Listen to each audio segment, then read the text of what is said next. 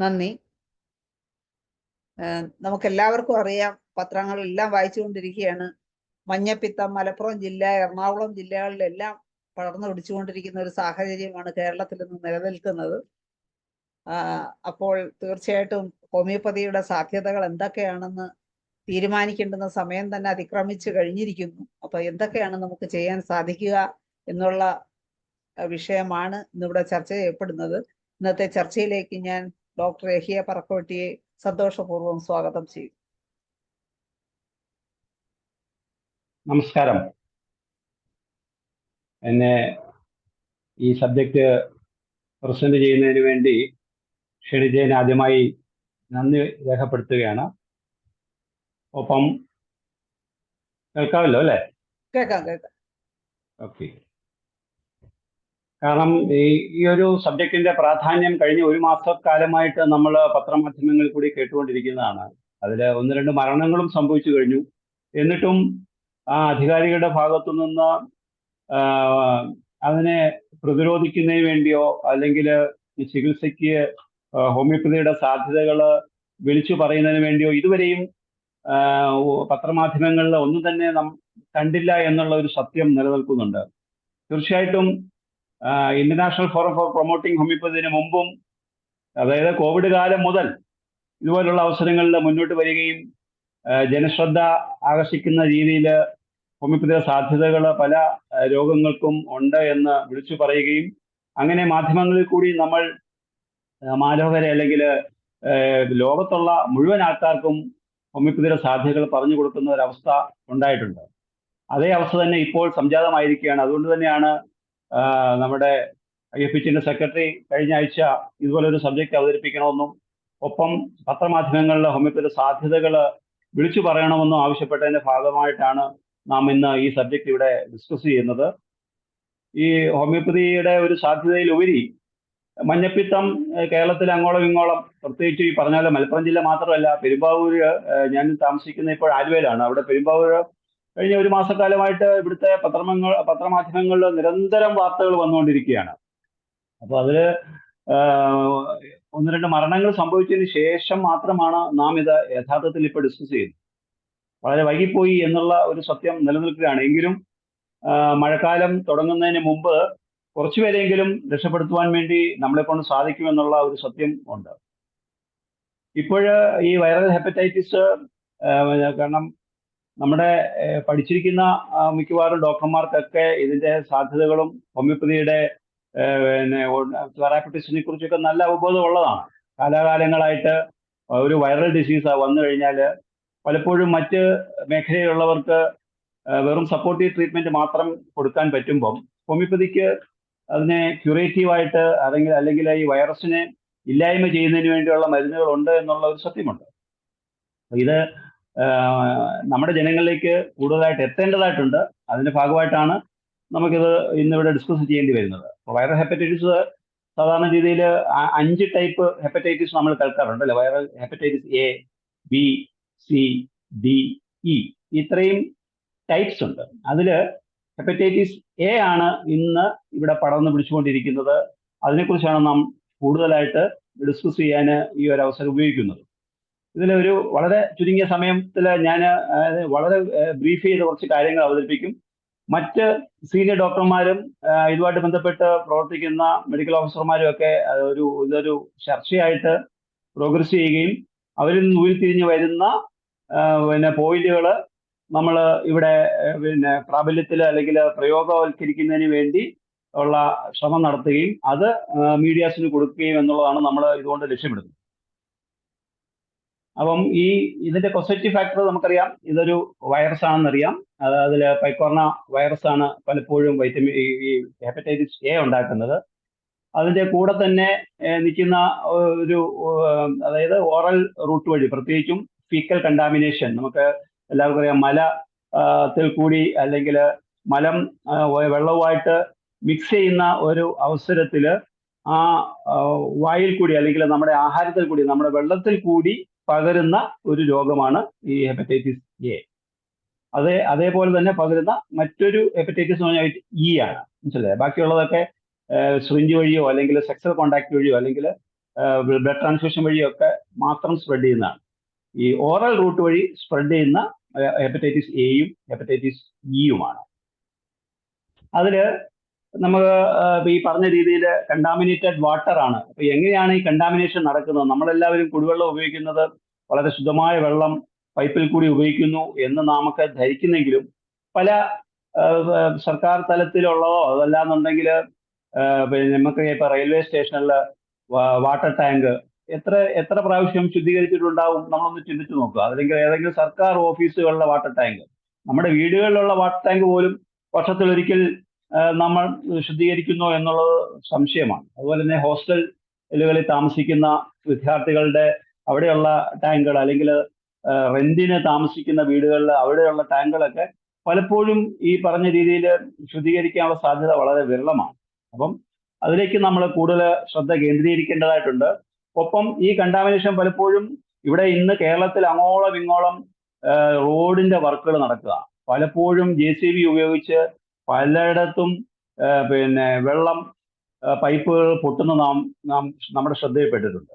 അപ്പൊ അതുവഴി പിന്നെ കണ്ടാമിനേഷൻ വരാനുള്ള സാധ്യത വളരെ കൂടുതലാണ്. അപ്പം അതുപോലെ തന്നെ തുറന്നു വെക്കുന്ന ആഹാരം, അപ്പൊ ഈച്ചകള് വന്ന് ഈ പറയുന്ന ആഹാരത്തിൽ ഇരിക്കുകയാണെന്നുണ്ടെങ്കിൽ ആ ഫുഡ് നമ്മൾ കഴിക്കുമ്പോൾ ഈ പറയുന്ന രീതിയിൽ ഫീസിസ് കണ്ടാമിനേഷൻ പലപ്പോഴും സാധ്യമാകാറുണ്ട്.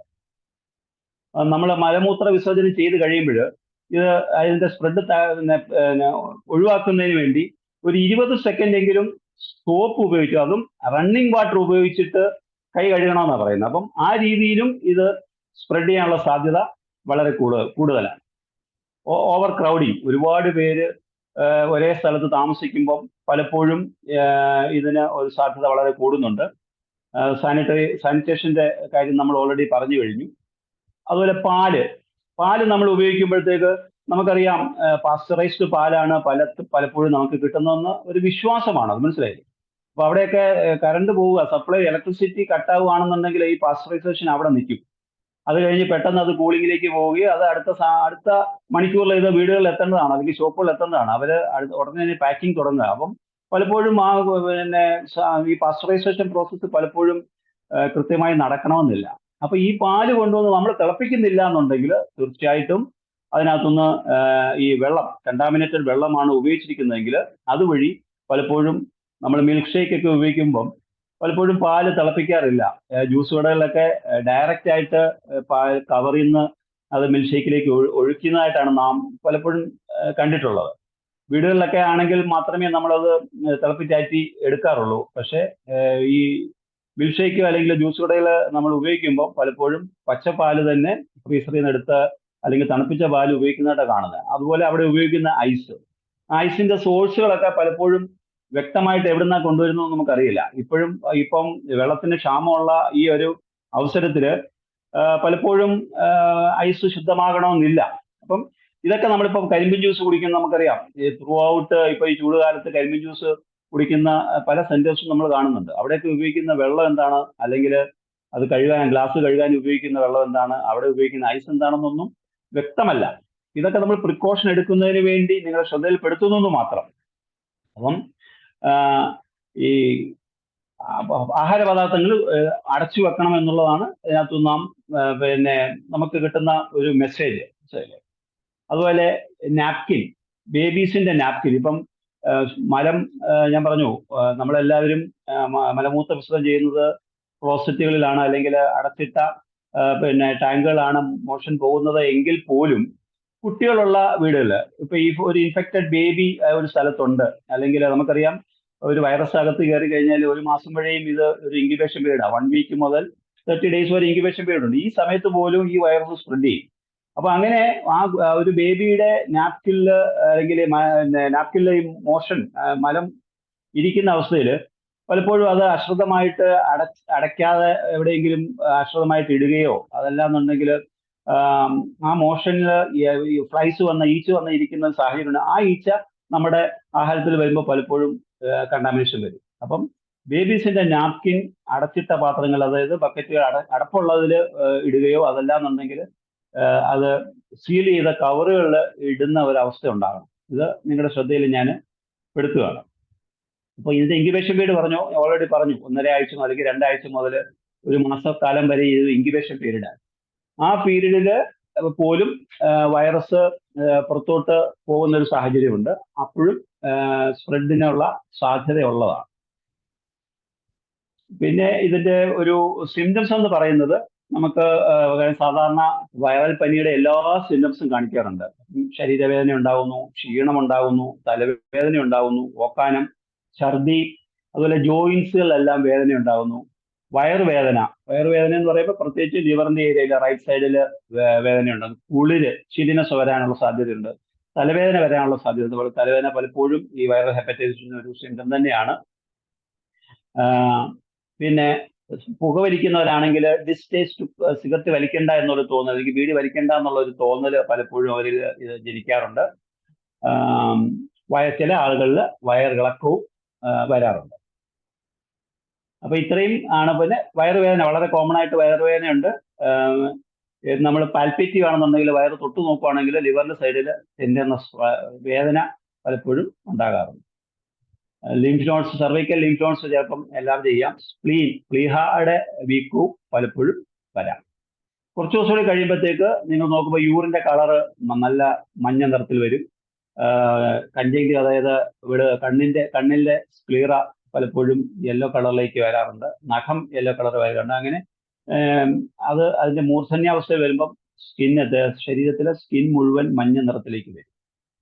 മലം ആണെങ്കിൽ വളരെ പെയിൽ കളറിലായിരിക്കും മോഷൻ ഉണ്ടാകുക. അപ്പൊ ഇത്രയും ബേസിക് ആയിട്ട് അതിന്റെ സിംറ്റംസിനകത്ത് വരുന്നതാണ്.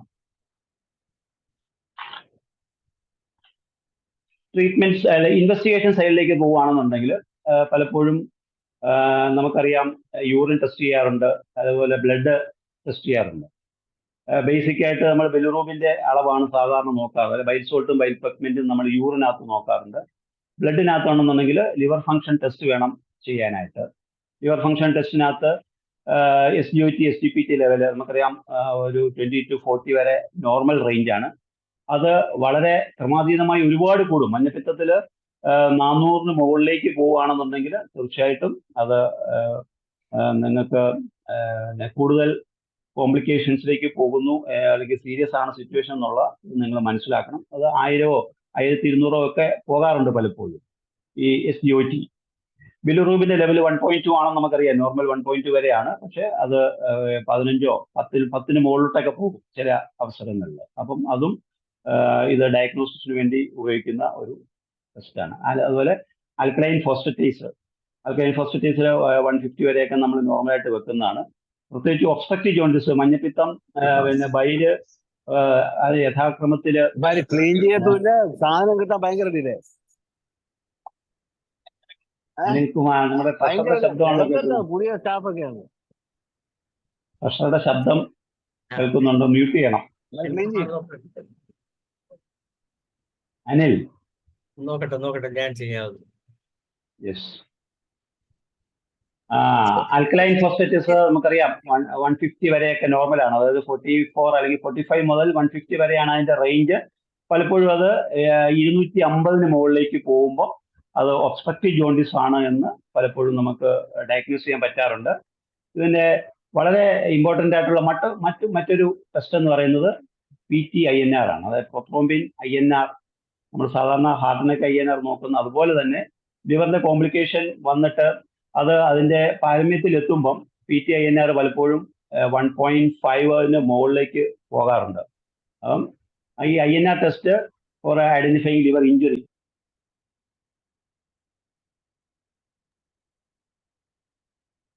കരളിന് കൂടുതൽ കോംപ്ലിക്കേഷൻസ് ഞാൻ ഒന്ന് അൺമ്യൂട്ട് ചെയ്ത് സംസാരിച്ചു. എല്ലാരെയും ഒന്ന് മ്യൂട്ട് ആക്കിയായിരുന്നു. ബാക്കി എല്ലാരും മ്യൂട്ടായിരുന്നു. അനിൽ ഡോക്ടർ മാത്രം. ആണോ? അനിലാണ് എനിക്ക് തോന്നുന്നത്. ഇത് ഓപ്പൺ ആക്കുന്ന അനിലാണ്, പ്രഷറാണ്, അതുകൊണ്ടായിരിക്കും അല്ലേ? അല്ല, അതുകൊണ്ടല്ല. അത് ശ്രദ്ധിക്കാതെ കേറി ഉടനെ സംസാരിച്ചത്. അതെ, കോമ്പോസ്റ്റ് ആകുമ്പോഴത്തേക്ക് അങ്ങനെ വരും. Doctor class. ഓക്കെ. അപ്പൊ PTINR ഡെഫിനറ്റ് ആയിട്ട് നിങ്ങൾ നോക്കണം. അത് ലിവർ ഇഞ്ചുറി ഉണ്ട്, ലിവർ ഡാമേജ് വന്നിട്ടുണ്ടെന്നുണ്ടെങ്കിൽ PTINR പലപ്പോഴും വളരെ കൂടുതലായിരിക്കും. ലിവർ ഫെയിലിയറിൽ ഈ INR ടെസ്റ്റ് ഇമ്പോർട്ടൻ്റ് ആണ്. അതുപോലെ IgM ഹെപ്പറ്റൈറ്റിസ് IgM നമ്മുടെ ആന്റിബോഡി നോക്കുന്ന ആണ്. അതും ഈ പറഞ്ഞ പോലെ ഹെപ്പറ്റൈറ്റിസ് എയില് വളരെ ഇമ്പോർട്ടൻ്റ് ആയിട്ട് ഒരു കൺഫർമേറ്ററി ടെസ്റ്റ് ആയിട്ട് തന്നെയാണ് നമ്മൾ IgM ഹെപ്പറ്റൈറ്റിസ് നോക്കേണ്ടതായിട്ടുള്ളത്. പിന്നെ നമുക്ക് സാധാരണ രീതിയിൽ നമ്മൾ അൾട്രാസൗണ്ട് സ്കാൻ, അബ്ഡമിന്റെ അൾട്രാസൗണ്ട് സ്കാൻ എടുക്കുക. അതിനകത്ത് സ്പ്ലീനോമെഗാലി, ഹെപ്പറ്റോമെഗാലി ഒക്കെ നമുക്ക് തിരിച്ചറിയാൻ സാധിക്കും. അപ്പോൾ ഇത്രയും ഇൻവെസ്റ്റിഗേഷൻസ് മസ്റ്റായിട്ടും ഒരു ഹെപ്പറ്റൈറ്റിസ് കേസിൽ നമ്മൾ തീർച്ചയായിട്ടും ചെയ്തിരിക്കണം. ട്രീറ്റ്മെന്റ് സൈഡിലേക്ക് പോകുമ്പോഴത്തേക്ക് പലപ്പോഴും സപ്പോർട്ടീവ് ട്രീറ്റ്മെന്റ് ആണ് മറ്റ് എല്ലാ ശാഖകളിലും പറയുന്നത്. അത്രയും കംപ്ലീറ്റ് റെസ്റ്റ് കൊടുക്കുക, അതുപോലെ തന്നെ പിന്നെ കൂടുതൽ വെള്ളം കുടിപ്പിക്കുക, അല്ലെങ്കിൽ ഡ്രിപ്പ് വഴി അത് കൂടുതൽ എടുക്കുന്നതിനെ കുറിച്ച്, അല്ലെങ്കിൽ പിന്നെ അതാണ് പലപ്പോഴും അതിന്റെ ഒരു ട്രീറ്റ്മെന്റ് മെത്തേഡ്. പക്ഷേ നമുക്കറിയാം ഒരു സെക്കൻഡ് സ്റ്റേജിലൊക്കെ ആണെങ്കിൽ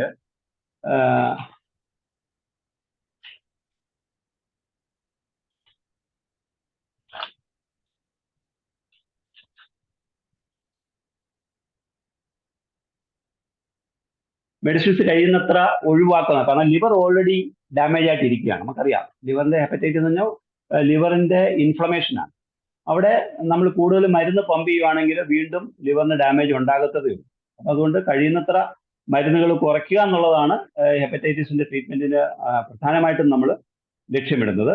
കൂടുതൽ വെള്ളം കുടിപ്പിക്കുന്നതിനെ കുറിച്ച് പലപ്പോഴും നമുക്കറിയാം 3 ലിറ്ററോ അതിനപ്പുറമോ മുകളിലോ വെള്ളം കൂടുതൽ നമ്മൾ കുടിപ്പിക്കേണ്ടതായിട്ടുണ്ട്. ഹൈജീൻ ഈ പറഞ്ഞ രീതിയിൽ ഇമ്പ്രൂവ് ചെയ്യേണ്ടതായിട്ടുണ്ട്. അതുപോലെ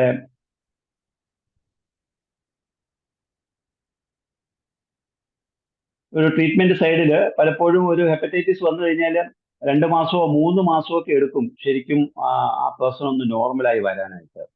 ആ ഒരു പീരീഡ്, ആ ഒരു കാലഘട്ടത്തിൽ നമ്മൾ പീരിയോഡിക്കലായിട്ട് ബ്ലഡ് ടെസ്റ്റ് ചെയ്യുകയും ബിലിറൂബിന്റെ അളവ് നോക്കുകയും ഒക്കെ ചെയ്യണം. പലപ്പോഴും ഫാറ്റി ആയിട്ടുള്ള ആഹാരങ്ങൾ, ലിവറിന് ഞാൻ പറഞ്ഞു ലിവറിന് കൂടുതൽ ജോലി കൊടുക്കാൻ പാടില്ല. അപ്പം കൂടുതൽ ഫാറ്റി ആയിട്ടുള്ള ആഹാരങ്ങളെല്ലാം തന്നെ ഒഴിവാക്കുക എന്നുള്ളതാണ്. ബട്ടർ, അതുപോലെ ചീസ്, മീന്, അല്ലെങ്കിൽ ഇറച്ചി, അങ്ങനെ ഫ്രൈഡ് ഐറ്റംസ് എല്ലാം തന്നെ ഒഴിവാക്കിക്കൊണ്ട് ലിവറിന് മാക്സിമം റെസ്റ്റ് കൊടുക്കാൻ വേണ്ടി ഈ അവസരത്തിൽ ശ്രദ്ധിക്കണം. നമുക്ക് ഫ്രൂട്ട്സ് എല്ലാം ഉപയോഗിക്കാം, അതുപോലെ വെജിറ്റബിൾസ് എല്ലാം ഉപയോഗിക്കാം. വെള്ളം കൂടുതൽ കുടിക്കാൻ വേണ്ടി പ്രേരിപ്പിക്കുകയും ചെയ്യണം. ഇത്രയുമാണ് നമ്മുടെ ഒരു ട്രീറ്റ്മെന്റ് സൈഡിൽ നമ്മൾ ശ്രദ്ധിക്കേണ്ടതായിട്ട് വരുന്നത്. പലപ്പോഴും ഒരു ഹോമിയോപ്പതി തെറാപ്പറ്റിക് സൈഡിലേക്ക് പോകുമ്പോഴത്തേക്കാണ് വീണ്ടും ഇതിന്റെ കൂടുതൽ സാധ്യതകൾ നമ്മൾ കാണുന്നത്. ഇതൊരു കോംപ്ലിക്കേഷൻ എന്ന് പറഞ്ഞ ഒരു പെർമനന്റ് ഹെപ്പറ്റൈറ്റിസ് വരാനുള്ള ഒരു സാധ്യതയുണ്ട്.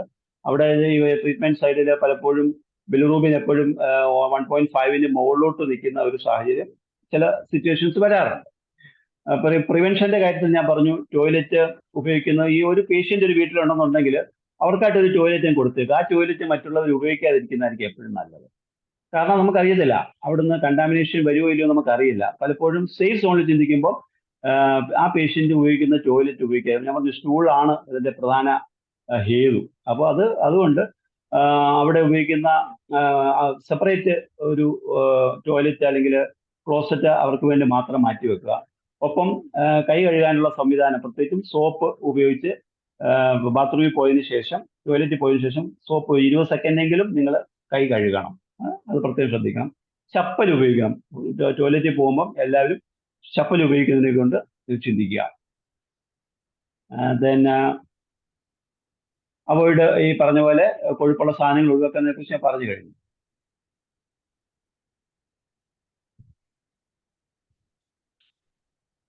ഓക്കെ, ഇനി ഹോമിയോപ്പതിയുടെ ഭാഗത്തേക്ക് നമുക്ക് വരാം. സാധാരണ രീതിയിൽ നമ്മുടെ മരുന്നുകൾ വളരെ ഇമ്പോർട്ടൻ്റ് ആയിട്ട് ഉപയോഗിക്കുന്ന കുറേയധികം മരുന്നുകൾ നമുക്കുണ്ട് അല്ലേ. ഇതിന്റെ കോംപ്ലിക്കേഷൻസ് കൂടി പറഞ്ഞിട്ട് പോകാം അല്ലേ. കാരണം ഇതൊരു പിന്നെ മഞ്ഞപ്പിത്തം വന്നിട്ട് ആൾക്കാർ മരിക്കുന്നതായിട്ട് കേൾക്കും അല്ലേ. അതിന് ഹെപ്പറ്റൈറ്റിസ് വന്ന് എങ്ങനെയാണ് ഈ മരണം സംഭവിക്കുന്നത്? പലപ്പോഴും എൻകഫലോപ്പതിയാണ് സാധാരണ ഇവിടെ ഉണ്ടാകുന്നത്. മനസ്സിലായി, ലിവർ ഫെയിലിയർ വന്നിട്ട്. കാരണം ലിവർ എന്ന് പറയുന്നത് എല്ലാ ടോക്സിൻസിനെയും നമ്മൾ പിടിച്ചു വെക്കുകയും ആ രീതിയിൽ നമ്മൾ പ്യൂരിഫിക്കേഷൻ പ്രോസസ്സ് നടക്കുന്ന ലിവറിലാണ്. ലിവർ ഡാമേജ് ആയി കഴിഞ്ഞാൽ ഈ പ്യൂരിഫിക്കേഷൻ നടക്കത്തില്ല. അപ്പം ബ്രെയിനിലേക്കുള്ള ടോക്സിൻസ് എല്ലാം കയറുകയും അങ്ങനെ എൻകഫലോപ്പതി വരാനുള്ള സാധ്യതയുണ്ട്. അങ്ങനെ ഒരു കോമ സ്റ്റേജിലേക്ക് പോകും. അപ്പോൾ ഇവിടെയാണ് നമ്മുടെ ഡെത്തിലേക്ക് പിന്നെ പലപ്പോഴും മഞ്ഞപ്പിത്തം വന്ന് മരിക്കാനുണ്ടാകുന്ന കാരണം അങ്ങനെയാണ് സാധാരണ ഉണ്ടാകുന്നത്. അപ്പൊ ഇതെല്ലാം ഒരു പ്രിക്കോഷണറി മെഷർ എന്ന നിലയിൽ ഈ വക കാര്യങ്ങൾ നമ്മൾ രോഗികളിൽ അടിച്ചേൽപ്പിക്കുകയും അല്ലെങ്കിൽ ഉപദേശിക്കുകയും ഒപ്പം മരുന്നുകൾ ഞാൻ പറഞ്ഞു ഇതിനകത്ത് ഹോമിയോപ്പതിയിലുള്ള സാധ്യത കാലാകാലങ്ങളിൽ വൈറൽ ഡിസീസുകൾക്ക് ഹോമിയോപ്പതിക്ക് വളരെയധികം സാധ്യതയുള്ളതാണ്. അതിൽ നമ്മുടെ തെറാപ്പറ്റിക്സ് വളരെ ഇമ്പോർട്ടൻ്റ് ആയിട്ട് നമ്മൾ ഉപയോഗിക്കുന്ന ഇപ്പം ബ്രയോണിയ വളരെ ഇമ്പോർട്ടൻ്റ് ആയിട്ട് നമ്മൾ ഉപയോഗിക്കുന്ന മരുന്നാണ്. അതിൽ കോൺസ്റ്റിപ്പേഷന് തെറാപ്പറ്റിക്സ് പറയുമ്പം സിംറ്റംസ് വളരെ ഡീറ്റെയിൽ ആയിട്ട് പോകേണ്ടതായിട്ടുണ്ടെന്ന് എനിക്ക് തോന്നിക്കുന്നില്ല. അത് ഡിസ്കഷനിൽ നമുക്ക് ഓരോരുത്തരുടെ അനുഭവം വെച്ചിട്ട് പറയുന്നതായിരിക്കും എപ്പോഴും നല്ലത്. ഇപ്പോൾ കോൺസ്റ്റിപ്പേഷൻ ഉണ്ട്, ബ്രയോണിയയ്ക്ക് അതിൻ്റെ തേഴ്സ്റ്റും കാര്യങ്ങളും പിന്നെ ഫീവറിൻ്റെ എല്ലാ സിംറ്റംസും അതിനുള്ളതാണ്. അതുപോലെ തന്നെയാണ് പോഡോഫൈലവും ഈ പറഞ്ഞ രീതിയിൽ തന്നെ it is a vegetable mercury. മെർസോളിന്റെ എല്ലാ സിംറ്റംസും ഈ പോഡോഫൈലത്തിന് വരുന്നുണ്ട്. ഇറ്റ് ഈസ് ദ അനലോഗ് അല്ലെ, അല്ലെങ്കിൽ വെജിറ്റബിൾ മെർക്കുറി എന്നാണ് പോഡോഫൈലത്തിന് പറയുന്നത്. അതും ഡയറിയ ആണ്. ഇപ്പോൾ ബ്രയോണിയയ്ക്ക് കോൺസ്റ്റിപ്പേഷൻ ആണെന്നുണ്ടെങ്കിൽ പോഡോഫൈലത്തിന് ഡയറിയ കൂടുതലായിട്ട് ഉണ്ടാകാറുണ്ട്. അപ്പോൾ അത് മെർക്കുറി പിന്നെ constantly rubs the region of liver. Podophyllum എപ്പോഴും ഈ വലതുഭാഗം ഇങ്ങനെ ലിവറിന്റെ ഏരിയയിൽ തടയിക്കൊണ്ടിരിക്കുമെന്നാണ് പറയുന്നത്. മെർസോള് നമുക്ക് ഓൾറെഡി അറിയാവുന്നതാണ്. ദെൻ ചെലിഡോണിയം പലപ്പോഴും നമുക്ക് കൂടുതലായിട്ട് ഉപയോഗിക്കുന്ന അത് ലോ ഓഫ് സിഗ്നേച്ചേഴ്സ് വെച്ചിട്ട് ഇപ്പൊ ക്ലാർക്കിന്റെ ഡിക്ഷണറിയിൽ അദ്ദേഹം പറയുന്നുണ്ട്, ലോ ഓഫ് സിഗ്നേച്ചേഴ്സ് വെച്ചിട്ട് ചെലിഡോണിയം ഉപയോഗിക്കുന്നത് സിംറ്റംസ് അല്ലാതെ തന്നെ. കാരണം അതിന്റെ പിന്നെ ബൈൽ ലൈക്ക് ജ്യൂസ്, അതിന്റെ ജ്യൂസ്, ഈ ചെലിഡോണിയത്തിന്റെ ജ്യൂസ് എന്ന് പറയുന്നത് ഇറ്റ് റിസംബിൾസ് ബൈൽ എന്നാണ് പറയുന്നത്, മനസ്സിലായില്ലേ? അങ്ങനെ പോലും ഈ ചെലിഡോണിയം ഉപയോഗിക്കാം. അല്ലാതെ തന്നെ ചെലിഡോണിയത്തിന്റെ എല്ലാ സിംറ്റംസും ഹെപ്പറ്റൈറ്റിസിന്റെ വളരെ സാമ്യമുള്ളതാണ് എന്ന് നമുക്കറിയാം. Pain at the inferior angle of the right scapula, പുറത്ത് സ്കാപ്പിലയുടെ താഴെ ഒരു പെയിൻ വരുന്നതാണ് ചെലിഡോണിയത്തിന്റെ മോസ്റ്റ് ഇൻഡിക്കേഷൻ വരുന്നത്. അതുപോലെ ഹോട്ട് ഡ്രിങ്ക്സ് അല്ലെങ്കിൽ ഹോട്ട് ഫ്ലൂയിഡ് കൂടുതലായിട്ട് പ്രിഫർ ചെയ്യുന്നതാണ്. ഈവൻ ഈ ചെലിഡോണിയം പേഷ്യൻറ്റ് തിളച്ച വെള്ളത്തിൽ കുളിക്കുമെന്നാണ് പറയുന്നത്. അത്രയും ഹോട്ടിനോട് പ്രിഫറൻസ് ഉള്ളതാണ് ഈ ചെലിഡോണിയം. മിരിക്ക സെറിഫറ എന്ന് പറയുന്ന മെഡിസിൻ നമ്മൾ കോൺസ്റ്റന്റ് ആയിട്ട് ഉപയോഗിക്കാൻ പറ്റുന്ന ഒരു മരുന്നാണ്. ഡിജിറ്റാലിസ് അതുപോലെ തന്നെ ഉപയോഗിക്കുന്ന മരുന്നാണ്. സെപ്പിയ ഉപയോഗിക്കുന്നതാണ്. നെക്സോമിക്ക വളരെ ഇമ്പോർട്ടൻ്റ് ആയിട്ട് ഉപയോഗിക്കുന്ന ഒരു മെഡിസിനാണ് നെക്സോമിക്ക. പ്രത്യേകിച്ചും ആൽക്കഹോളിക്സ്, മദ്യപാനികളിൽ മഞ്ഞപ്പിത്തം വന്നു കഴിഞ്ഞാൽ പലപ്പോഴും നെക്സോമിക്ക ഇൻഡിക്കേറ്റ് ആണ്. അതിന്റെ കോളിക്കൊക്കെ നിങ്ങൾക്ക് അറിയാം. നമുക്ക് അതുമായിട്ട് കമ്പയർ ചെയ്യുമ്പം സൾഫറും ലാക്ടോസിസ്, സ്റ്റോറിക് ആസിഡ്, ആഴ്സനിക് ആൽബ് ഒക്കെയാണ് പലപ്പോഴും അതിന്റെ കമ്പാരിസൺ തന്നെ വരുന്നത്. ദെൻ ലൈക്കോപോഡിയവും ചെലിഡോണിയം തമ്മിലുള്ള ഒരു ബന്ധം ഈ അവസരത്തിൽ നമ്മൾ ഓർക്കേണ്ടതാണ്. കാരണം ഇത് രണ്ട് ഏതാണ്ട് റിസംബിൾ ചെയ്യുന്ന ഒരേപോലെയാണ് ചെലിഡോണിയവും ലൈക്കോപോഡിയം ഫെയിൽ ആകുന്നിടത്ത് ചെലിഡോണിയം ഫെയിൽ ആകുന്നത് ലൈക്കോപോഡിയം ഉപയോഗിക്കാവുന്നു, ലൈക്കോപോഡിയം ഫെയിൽ ആകുന്നത് ചെലിഡോണിയം ഉപയോഗിക്കാവുന്നു. ലിറ്ററേച്ചർ ത്രൂ ഔട്ട് നമ്മൾ കാണുന്നുണ്ട്. നാട്രം സൾഫ് വളരെ ഇമ്പോർട്ടൻ്റ് ആയിട്ടുള്ള മെഡിസിൻ. Schussler's specific for jaundice. Schussler biochemical remedies Schussler പ്രത്യേകം പറയുന്നതാണ് natrum sulph specific for jaundice എന്നാണ് പ്രത്യേകം പറയുന്നത്. കാഡസും അറിയാനസും നമുക്ക് ഉപയോഗിക്കേണ്ട മരുന്നാണ്. കാഡസ് മറിയാനസ് ലിവർ സ്പോട്സ് കാണും, അതായത് മഞ്ഞ ചെറിയ കുത്തുകൾ ദേഹം മുഴുവൻ വരുന്ന ഒരു ഡ്രഗാണ് കാഡസ് മറിയാനസ്. അതുപോലെ സൾഫറും നമുക്ക് ഉപയോഗിക്കാൻ പറ്റുന്ന മരുന്നാണ്. Sulphur often cure is completed by sulphur എന്നാണ് പറയുന്നത് പലപ്പോഴും. So taraxacum, chionanthus, ptelea, hydrastis another important ഡ്രഗാണ്. ഹൈഡ്രാസിസ് ചൈന, സിങ്കോണ വളരെ ഇമ്പോർട്ടൻ്റ് ഡ്രഗാണ്. പിന്നെ നമ്മുടെ ലിറ്ററേച്ചറിൽ കാണാത്തതും എന്നാൽ ലേറ്റസ്റ്റ് ആയിട്ട് പ്രൂവ് ചെയ്യുന്ന നമ്മുടെ സേട്ട് സാറൊക്കെ പ്രൂവ് ചെയ്യാൻ പ്രേരിപ്പിച്ചിട്ടുള്ള, അല്ലെങ്കിൽ അദ്ദേഹത്തിന്റെ കാലഘട്ടത്തിൽ പ്രിൻസിപ്പൾ ആയിരുന്ന സമയത്തൊക്കെ കീഴാനെല്ലി പ്രൂവ് ചെയ്തിട്ടുണ്ട് നമ്മുടെ സ്റ്റുഡൻസിനെ കൊണ്ട്. അപ്പൊ ആ കീഴാനെല്ലി നമ്മുടെ ലിറ്ററേച്ചറിൽ ഉള്ളതാണ്. അത് ആഡ് ചെയ്യേണ്ടതാണ്. നമ്മുടെ ബോറിക്കിലൊന്നും സാധാരണ കാണുന്നില്ല. ഫൈലാന്തസ് നിരൂരി എന്നാണ് അത് പറയുന്നത്. ഫൈലാന്തസ് നിരൂരി. അതിന്റെ സിംറ്റംസ് എനിക്ക് ഇതുവരെ കിട്ടിയിട്ടില്ല. തീർച്ചയായിട്ടും ഇതിനകത്ത് എക്സ്പീരിയൻസ് ആയിട്ടുള്ള ഡോക്ടേഴ്സ് ഈ കീഴാനെല്ലിയുടെ സിംറ്റംസ് പറയും എന്ന് ഞാൻ വിശ്വസിക്കുന്നു. അപ്പൊ അതുപോലെ ഞാൻ ഈ അവസരത്തിൽ ഞാൻ പഠിക്കുന്ന കാലത്ത് ഒരു ഇൻസിഡന്റ് കൂടി പറഞ്ഞ് ഞാൻ അവസാനിപ്പിക്കാം. കാരണം ഞാൻ സെക്കൻഡ് ഇയർ തേർഡ് ഇയർ ഒക്കെ പഠിക്കുമ്പോഴത്തേക്ക് ഹോമിയോ കോളേജിൽ മെറ്റിനിമിഡിക്ക ക്ലബ് ഉണ്ട്. ഈ മെറ്റിനിമിഡിക്ക ക്ലബ്ബില് ആഴ്ചയിൽ ഒരു ദിവസം വെള്ളിയാഴ്ച ഉച്ച കഴിഞ്ഞ് 2 പീരീഡ് അതിനുവേണ്ടി മാറ്റി വെച്ചു. അപ്പോൾ ഓർഗനോൺ ഡിപ്പാർട്ട്മെന്റിൽ അന്ന് അവിടെ വാർഡിൽ കിടന്ന ഒരു കേസ് ഫൈനൽ സ്റ്റുഡന്റ് പ്രസന്റ് ചെയ്തു. ടിപ്പിക്കൽ ബ്രയോണിയ കേസായിരുന്നു. ബ്രയോണിയ കൊടുത്ത് ഫുള്ളായിട്ട് ക്യൂർ ചെയ്ത് പോയൊരു കേസ്. അവർ 2 ആഴ്ചയോ 3 ആഴ്ചയോ കണ്ട് അവർ കിടന്നു. പൂർണ്ണമായിട്ടും അത് മാറിപ്പോയി. അന്ന് നമുക്കൊന്നും അത് ഒരുപാട് ലിറ്ററേച്ചർ നമ്മൾ വായിച്ച് ശീലമില്ല. അങ്ങനെ ഇരിക്കുന്ന സമയമാണ്, നമ്മൾ പഠിച്ചുകൊണ്ടിരിക്കുന്ന സമയമാണ്. അപ്പം ഈ കേസ് ബ്രയോണിയ കേസാണ്. പക്ഷേ അന്ന് ഡിസ്ചാർജ് ചെയ്യുന്ന ദിവസം അന്നത്തെ ഓർഗനോൺ പ്രൊഫസർ, ഡിപ്പാർട്ട്മെന്റ് ഹെഡ്, അതിനകത്ത് സൾഫർ 200 ഒരു ഡോസ് കൊടുത്തിട്ടാണ് അത് ഡിസ്ചാർജ് ചെയ്തത്. അപ്പൊ ഈ കേസ് അന്ന് അവിടെ മെറ്റർനൈറ്റ് ക്ലബിൽ, ഓർഗനോൺ ക്ലബിൽ ഡിസ്കഷന് വന്നു. ഡിസ്കഷൻ വന്നപ്പോഴത്തേക്ക് ഫൈനൽ സ്റ്റുഡന്റ് ആണ് പ്രസന്റ് ചെയ്യുന്നു, ബ്രയോണിയ കൊടുത്ത് ക്യൂർ ചെയ്തു. On the time of discharge sulphur was prescribe. അപ്പൊ ഇത് നമ്മുടെ അജ്ഞത, അന്നത്തെ നോളജ് ഇല്ലായ്മയാണ് എന്ന് തന്നെയാണ് ഞാൻ പറയുന്നത്. പെട്ടെന്ന് ഞാൻ ചാടി എഴുന്നേൽക്കുന്നു. അവിടെ വേദിയിൽ ഇരുന്ന അധ്യാപകനോട് ഞാൻ ചോദിക്കുന്നു, സാർ എന്തുകൊണ്ടാണ് അത് ബ്രയോണി ആയിരുന്നില്ല കേസ്, കംപ്ലീറ്റ് ബ്രയോണി കൊടുത്ത് ക്യൂർ ചെയ്ത് ഡിസ്ചാർജ് ചെയ്ത് പോയ കേസാണ്. അന്ന് ഡിസ്ചാർജ് ചെയ്ത ദിവസം ഒരു സിംറ്റം ഇല്ലാതെ സാർ എന്താണ് ഈ സൾഫർ കൊടുത്തത് എന്ന് ഞാൻ ചോദിക്കുക. എന്താ പറ്റിയെന്ന് ചോദിച്ചു കഴിഞ്ഞാൽ സാറ് പെട്ടെന്ന് ഇരുന്നിടത്തുനിന്ന് ചാടി അങ്ങ് എഴുന്നേറ്റു. മനസ്സിലായില്ലേ? അപ്പൊ ഒപ്പം ഞാൻ പറയാണ്, സാറെ കെന്റിന്റെ സൾഫർ വായിക്കുമ്പം അതിന്റെ ഫസ്റ്റ് പാരഗ്രാഫിൽ കെന്റ് ഒരു വാക്ക് പറയുന്നു, less a physician knows of materia medica more often he prescribe sulphur. ഇതുകൂടി ഞാൻ പറയുകയാണ്. സാറിനെ ചൊടിപ്പിക്കാൻ വേറെ എന്തെങ്കിലും വേണം. സാറ് പെട്ടെന്ന് ചാടി എഴുന്നേറ്റ്, ആരടാ കെന്റ്, ഇവിടെ ഞാനാണ് വലുത്, മനസ്സിലായില്ലേ? എന്റെ രോഗി, ഞാൻ കൊടുക്കുന്ന മരുന്ന് ക്യൂർ ആയ പേഷ്യന്റ്, അവിടെ പിന്നെ കെന്റിന് എന്താണ് ഇവിടെ സ്ഥാനം എന്നൊക്കെ പറഞ്ഞ് സാർ അങ്ങോട്ട് വാചാലനായി. അതോടുകൂടി മെറ്റീരിയൽ അതോടുകൂടി വൈൻഡപ്പ് ചെയ്തു. ഇനി മേലെ ഇങ്ങനെ ഒരു ക്ലബിൽ ഒരു ഡിസ്കഷനും ഇല്ല എന്ന് പറഞ്ഞ് അതോടുകൂടി മറ്റേ ക്ലബിനുള്ളിൽ പിരിച്ചു വിട്ടു. പിന്നീടാണ് അബദ്ധം എനിക്ക് മനസ്സിലാകുന്നത്. കാരണം വർഷങ്ങൾക്ക് ശേഷം പ്രാക്ടീസിലേക്ക് വരുമ്പോഴാണ് നമ്മൾ ബോറിക്ക് എടുത്ത് വെച്ച് വായിക്കുമ്പം സൾഫറിന്റെ ഒരു ഇമ്പോർട്ടൻസ് പറയുമ്പോൾ to initiate a case and to wind up a case എന്ന് പറഞ്ഞ് പ്രത്യേകം എഴുതി വെച്ചിട്ടുണ്ട്. അപ്പൊ അതിന്റെ ആ ഒരു സോറയുടെ, it is a king of anti psora എന്നാണ് നമ്മൾ, അല്ലെ, കിങ് ഓഫ് സോറ. അപ്പൊ അതിന്റെ ഒരു ഇമ്പോർട്ടൻസ് അവിടെ വളരെ ലേറ്റ് ആയിട്ടാണ് എനിക്ക് മനസ്സിലാകുന്നത്. അപ്പം ഇത് പറഞ്ഞുകൊണ്ട് ഞാൻ തൽക്കാലം ഞാൻ നിർത്തുകയാണ്. ഒരു ഡിസ്കഷനിലേക്ക് കൂടുതൽ ഈ ഹെപ്പറ്റൈറ്റിസ് ട്രീറ്റ് ചെയ്ത അനുഭവമുള്ളവരും അതുപോലെ തന്നെ ഈ കീഴാനെല്ലിയുടെ സിംറ്റംസും മറ്റും കൂടുതൽ ഞാൻ സീനിയർ ഡോക്ടേഴ്സിൽ നിന്ന് പ്രതീക്ഷിക്കുകയും ചെയ്യുന്നു. So thank you very much.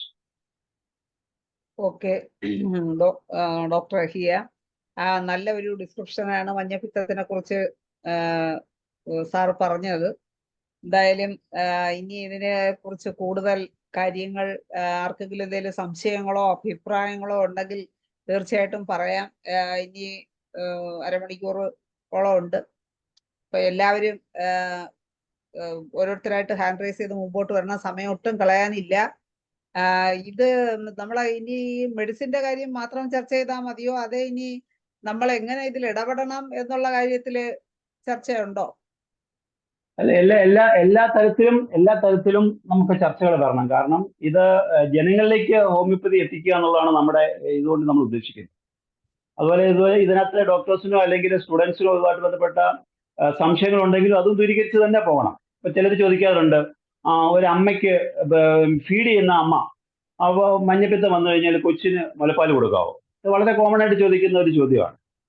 അപ്പൊ അവിടെ നമ്മൾ പലപ്പോഴും പറയുന്നത് മുലപ്പാൽ വഴി മഞ്ഞപ്പിത്തം സ്പ്രെഡ് ചെയ്യത്തൊന്നുമില്ല. മുലപ്പാൽ കൊടുക്കാൻ പറ്റും, കൊടുക്കണമെന്ന് തന്നെയാണ് അഡ്വൈസ്. പക്ഷേ അമ്മ ഈ പറയുന്ന നിപ്പിളും ബ്രസ്റ്റും ഒക്കെ സോപ്പും അല്ലെങ്കിൽ വെള്ളം ഉപയോഗിച്ച് ശരിക്കും കഴുകി വൃത്തിയാക്കണം. ഒപ്പം കൈയും കുട്ടി, കാരണം ഒരു കാരണവശാലും ഈ കയ്യിൽ നിന്ന് കുട്ടിയുടെ വായിലേക്ക് ഇത് പോകാൻ പാടില്ല എന്നുള്ളതുകൊണ്ട് കൈയും പിന്നെ ശരീരമൊക്കെ സോപ്പും വെള്ളവും ഉപയോഗിച്ച് അത് റണ്ണിങ് വാട്ടറിൽ തന്നെ കഴുകണമെന്നുള്ള ഒരു അഡ്വൈസാണ് പലപ്പോഴും വരുന്നത്. അതുപോലെ തന്നെ ബിലിറൂബിൻ പിന്നെ 1.2 എന്നുള്ളത് ചിലപ്പോൾ ഹെപ്പറ്റൈറ്റിസ് ട്രീറ്റ് ചെയ്ത് മാസങ്ങൾ കഴിഞ്ഞാലും ഈ 1.5 അല്ലെങ്കിൽ 2 പലപ്പോഴും ബിലിറൂബിൻ നിൽക്കാറുണ്ട്. അപ്പോഴും ചോദിക്കുമ്പോൾ എപ്പോഴും മഞ്ഞപ്പിത്തം ഇപ്പോഴും നിലനിൽക്കുന്നുണ്ടോ എന്നുള്ള ചോദ്യം പലപ്പോഴും വരാറുണ്ട്.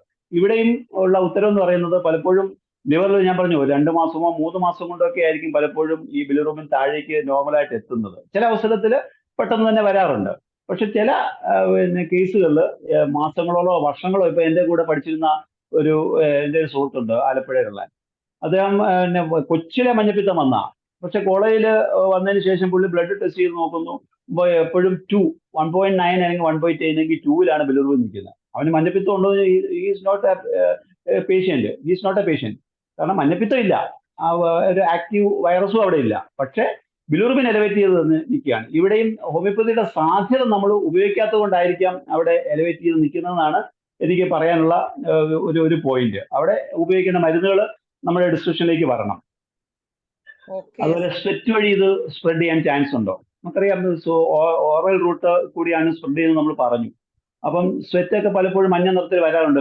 കാരണം ഈ ബൈല് അല്ലെങ്കിൽ ബിലിറൂബിൻ സ്വെറ്റിലേക്ക് വരുമ്പോൾ, അല്ലെങ്കിൽ ഈ പിന്നെ അതൊരു ഇന്റൻസിഫൈഡ് സിറ്റുവേഷനിൽ സ്വെറ്റൊക്കെ മഞ്ഞ നിറത്തിൽ, അതൊന്നും സ്പ്രെഡ് ചെയ്യുന്ന ഒരു സാധനമല്ല. അതുകൊണ്ടൊന്നും ഭയപ്പെടേണ്ടതായിട്ടില്ല എന്ന് പറഞ്ഞു. പക്ഷെ ക്രോസ് കോണ്ടാക്ട് വഴി ത്രൂ സെക്സൽ റൂട്ട് അല്ലെങ്കിൽ through needle, through blood transfusion ഒക്കെ ചിലപ്പോൾ സ്പ്രെഡ് ചെയ്യാം. പല മഞ്ഞപ്പിത്തങ്ങളും അങ്ങനെ സ്പ്രെഡ് ചെയ്തിട്ടും ഉണ്ട്, നമ്മളത് കേട്ടിട്ടുമുണ്ട്. അപ്പൊ ഇത്രയുമാണ് പിന്നെ ക്വസ്റ്റ്യൻസ്. പിന്നെ സാധ്യതയുള്ള ചില ചോദ്യങ്ങളോട് ഞാൻ അങ്ങ് ഉത്തരം തന്നതേ ഉള്ളൂ. ബാക്കിയുള്ളവർക്ക് ഇനി ചോദിക്കാം. ഓക്കെ ഡോക്ടറെ, നമുക്ക് അപ്പോ ചർച്ചയിലേക്ക് കടക്കാം. എല്ലാവരും ഇതിനെക്കുറിച്ചുള്ള സംശയങ്ങളും അഭിപ്രായങ്ങളും എല്ലാം പറയണം. സമയം ഒട്ടും വേസ്റ്റ് ആക്കരുത്. ഓരോരുത്തരായിട്ട് ഹാൻഡ് റൈസ് ചെയ്ത് മുമ്പോട്ട് വരിക. നേരത്തെ ആരണ്ടെന്ന് ഹാൻഡ് റൈസ് ചെയ്ത കണ്ട പോലെ തോന്നി. നമ്മുടെ സീനിയർ ഡോക്ടേഴ്സ് എല്ലാം ഉണ്ട്.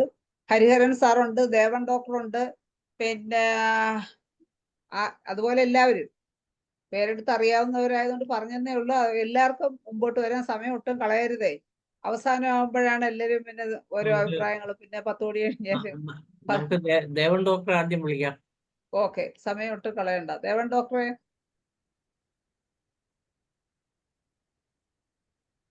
എന്തെങ്കിലും സംശയം? ദേവൻ ഡോക്ടർ ഇല്ലേ? ദേവൻ ഡോക്ടർ കാണുന്നില്ലല്ലേ? എല്ലാരും ഒന്ന് ഹാൻഡ് റൈസ് ചെയ്തില്ലെങ്കിൽ ദേവൻ ഡോക്ടർ ഉണ്ടോ? ഉണ്ടെങ്കിൽ ഒന്ന് ഹാൻഡ് റൈസ് ചെയ്താൽ നന്നായിരിക്കും. അല്ലെ, ഉണ്ട്. വന്നല്ലോ. ദേവൻ ഡോക്ടറെ അൺമ്യൂട്ട് ചെയ്ത് സംസാരിച്ചു. നമസ്കാരം. വളരെ നല്ല ക്ലാസ് ആയിരുന്നു. മഞ്ഞപ്പിത്തം പൊതുവെ ഹോമിയോപ്പതിക്ക് ഏറ്റവും അധികം സാധ്യതയുള്ള മെഡിസിനാണ്. പ്രോട്ടോകോൾ എന്നുള്ള രീതിയിലല്ലെങ്കിലും മിക്ക കേസുകളിലും സൾഫർ കൊടുത്തിട്ട് സാധാരണ കേസ് കംപ്ലീറ്റ് ചെയ്യുമ്പോഴല്ല, തുടക്കത്തിലെ സൾഫർ കൊടുക്കാറുണ്ട്. സൾഫർ ഒരു ഡോസ് കൊടുത്തിട്ട് പിന്നെ ഏതെങ്കിലും നമ്മുടെ ഇൻഡിക്കേറ്റഡ് മെഡിസിൻ കൊടുക്കാറുണ്ട്. അപ്പോൾ അത് അങ്ങനെ പിന്നെ ഫോസ്ഫറസ് ഒരു വളരെ പ്രധാനപ്പെട്ട മെഡിസിനാണ്. ഹെപ്പറ്റൈറ്റിസുമായിട്ട് ബന്ധപ്പെട്ട് ലിവർ കംപ്ലൈൻസിന് ഫോസ്ഫറസ് വളരെ നന്നായിട്ട്, ഫോസ്ഫറസിന്റെയും ആ നിറം പോലെ തിയറി ഓഫ് സിഗ്നേച്ചർ ആയിട്ട് ബന്ധപ്പെട്ട് ആണെങ്കിലും അല്ലെങ്കിലും അത് നന്നായിട്ട് ഉപയോഗിക്കാറുണ്ട്. ഇവിടെ ഈ ക്ലാസ്സിൽ തന്നെ ഞാൻ പറഞ്ഞിട്ടുള്ളതാണ്. ഒരിക്കലും നമ്മൾ ഫേസ്ബുക്കിൽ ഒരു ചർച്ച, ഒരു യുക്തിവാദിയായിട്ട് ധനേഷ് ഡോക്ടർക്കൊക്കെ അറിയാം, വളരെ ശക്തമായ ഒരു ചർച്ച ഉണ്ടായി. അയാൾ കയറി എന്റെ ഫേസ്ബുക്ക് പോസ്റ്റിലെ ഇടപെട്ട് ഹോമിയോപ്പതി അശാസ്ത്രീയമാണെന്ന് പറഞ്ഞപ്പോൾ, അദ്ദേഹത്തിന് കോട്ടയം മെഡിക്കൽ കോളേജിൽ അദ്ദേഹം പഠിച്ചുകൊണ്ടിരുന്നപ്പോ അവിടെ 2 ഡോക്ടർമാർ മരിച്ചൊരു സംഭവമുണ്ട്. അപ്പോൾ ഇദ്ദേഹത്തിന്റെ സിറം ബിലിറൂബിൻ 20-ന് മുകളിലായിരുന്നു. SGPT ഒക്കെ 2000-ന് അടുത്തുണ്ടായിരുന്നു. അങ്ങനെ അമ്മ വന്ന് എൻ്റെ അടുത്ത് പറഞ്ഞു, അമ്മ ഇങ്ങനെ ആള് വീട്ടിൽ വന്ന് കിടപ്പാണ്, അവൻ എഴുന്നേക്കുന്നേ ഇല്ല ബെഡിൽ നിന്ന് എന്ന് പറഞ്ഞു. പക്ഷെ അവൻ പറയുന്നത് മരുന്ന് കഴിക്കേണ്ട. മാഡം പറഞ്ഞത് അവിടുത്തെ കോട്ടയം മെഡിക്കൽ കോളേജിൽ അന്ന് 2 ഡോക്ടർമാർ മരിച്ച സമയമാണ്. അലോപ്പതിയിലെ 2 ഡോക്ടർമാർ ഈ ഹെപ്പറ്റൈറ്റിസ് കൂടി മരിച്ചു പോയതാണ്. പേപ്പറിലൊക്കെ വാർത്ത വന്നിരുന്നു. മരുന്നൊന്നും കഴിക്കേണ്ട, വൈറ്റമിൻ മതി, വെള്ളം കുടിച്ചാൽ മതി എന്ന് പറഞ്ഞു. ഞാൻ പറഞ്ഞു, അങ്ങനെ രോഗിക്ക് താല്പര്യമില്ല, മരുന്ന് കൊടുക്കത്തില്ല. രോഗി താല്പര്യം ഉണ്ടെങ്കിൽ മാത്രം ഇവിടെ വന്നു കഴിഞ്ഞാലേ മരുന്ന് കൊടുക്കുള്ളൂ. വന്നു കഴിഞ്ഞ് നോക്കിയപ്പോഴാണ് ഇത് ഇത്രയൊക്കെ STPT ഒക്കെ ഇത്ര കൂടുതലായിട്ട് നിൽക്കുന്നു. നമ്മുടെ മെഡിസിൻ കൊടുത്ത് വളരെ പെട്ടെന്ന് പറഞ്ഞു. ഇത് ഞാൻ അങ്ങോട്ട് ഫേസ്ബുക്കിൽ ഇട്ടു. അവൻ പറഞ്ഞ അണ്ണവന് വിവരം ഇല്ലാത്തതുകൊണ്ടാണ്. മരിച്ചു പോകേണ്ട കേസിൽ അവന് വിവരം ഇല്ലാത്തതുകൊണ്ട്, അദ്ദേഹത്തിന് വിവരമില്ല, അവനെന്ന് പറയാൻ ശരി, അദ്ദേഹത്തിന് വിവരം ഇല്ലാത്തതുകൊണ്ടാണ്. എന്നേക്കാൾ ഒരുപാട് ജൂനിയർ ആണ് ഞാൻ, അതുകൊണ്ടാണ് അങ്ങനെ പറഞ്ഞത് നാട്ടുകാർ. അപ്പം അതിൽ അന്ന് ഫോസ്ഫറസ് ആണ് പ്രധാനമായിട്ടും കൊടുത്തത്. പിന്നെ ഫോസ്ഫറസ് 30-ലാണ് തുടങ്ങിയത്. പിന്നെ അത് വണ്ണമ്മിലേക്ക്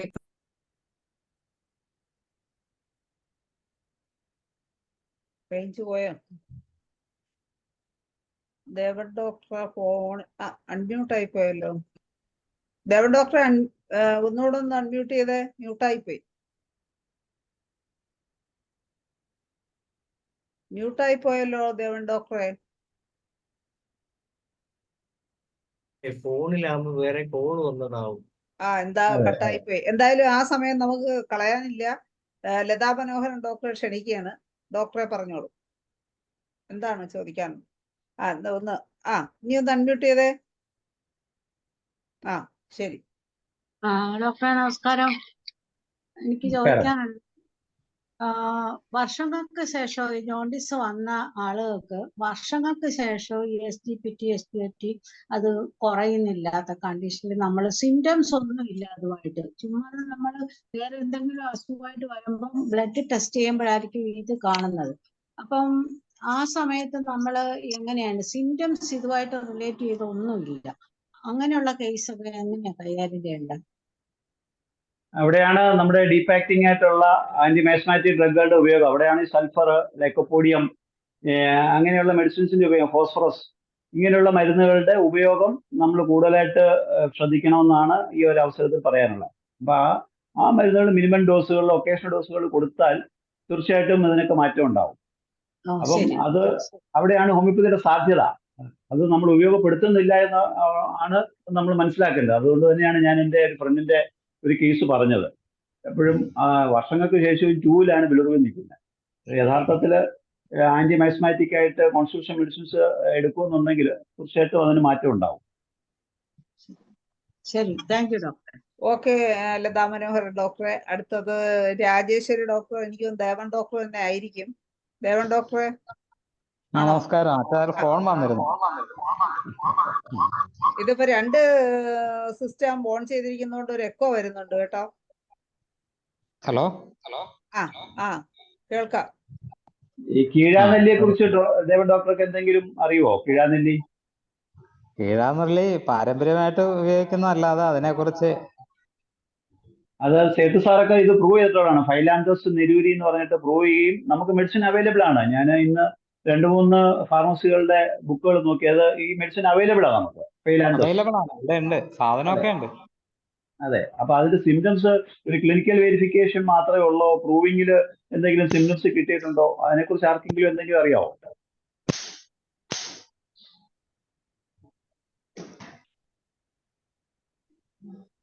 എന്തായാലും എനിക്കറിയില്ല. കാരണം ഞാൻ ഈ അത് കൊടുക്കുന്നത് ഇതിൽ നമ്മുടെ ആയുർവേദത്തില് കീഴാർനെല്ലി പാലിൽ അരച്ചു കൊടുക്കാറുണ്ടല്ലോ.